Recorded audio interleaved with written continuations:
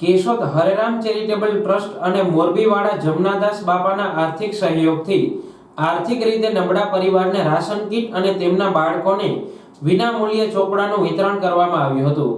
આ પ્રસંગે દિલીપભાઈ ધનેશા, કેતનભાઈ લાડાણી, ચંદુભાઈ ગોટેચા, જીતુભાઈ લુક્કા, ભગવતસિંહ રાયજાદા, ગોરધનભાઈ ભૂત સહિતના આગેવાનો હાજર રહ્યા હતા।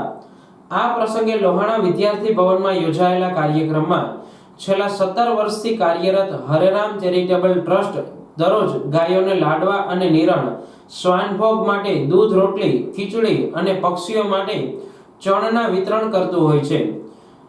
તે માટે તાજેતરમાં લોકાર્પણ કરાયેલ રિક્ષાનો ઉલ્લેખ કરતા ટ્રસ્ટ સંચાલક રાજેશભાઈ પરમારે આ તમામ સેવા કાર્યો થતા રહે તે માટે થોડા જ સમયમાં શરૂ થનાર બાંધકામમાં આર્થિક સહયોગ આપવા દાતાઓને અપીલ કરી છે।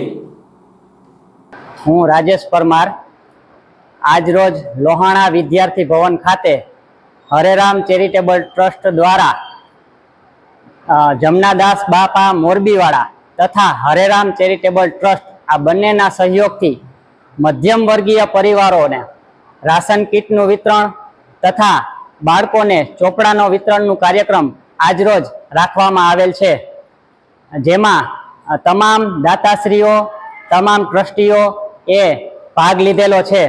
એક ડીઝલ રિક્ષાનું લોકાર્પણ કરેલ છે। થોડાક સમયમાં જ ટ્રસ્ટ દ્વારા એક બાંધકામનું પણ સંસ્થાને કાયમી માટે એક જગ્યા મળી રહે અને એમાં સેવાના કાર્યો થઈ શકે તે માટે થોડા જ સમયમાં બાંધકામનું પણ લોકાર્પણ કરવા જઈ રહ્યા છીએ, જેમાં દાતાશ્રીઓના સાથ સહકારની પણ જરૂર છે। તો તમામ ટ્રસ્ટીગણ તથા તમામ સભ્યોનો અને તમામ મહેમાનોનો હું દિલથી આભાર વ્યક્ત કરું છું। જય સિયારામ।